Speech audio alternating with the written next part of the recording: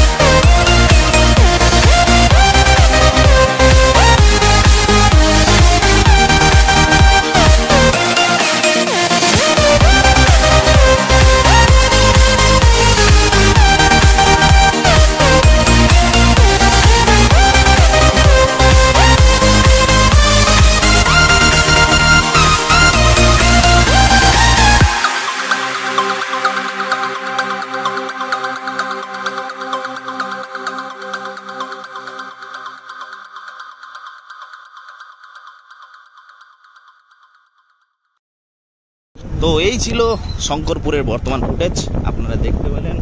তো কেমন লাগছে কমেন্ট করে জানাবেন। সমস্ত দেখতে পাচ্ছেন আপনারা এই যে গাছগুলো আপনাদের ড্রোনের মাধ্যমে দেখাচ্ছিলাম, এই গাছগুলো কিন্তু সব ভেঙে পড়ে আছে। বালির যেটা বালির অংশ, এগুলো জলের স্রোতে, মানে ঢেউয়ের, সমুদ্রের স্রোতে কিন্তু সব মুচড়ে পড়েছে, মানে ভেঙে চুড়ে পড়েছে সব। আর সঙ্গে কিন্তু হালকা হালকা লাল কাঁকড়াও দেখা যাচ্ছে শঙ্করপুরে, এবং দেখতে পাচ্ছেন ঝাউ বাগান।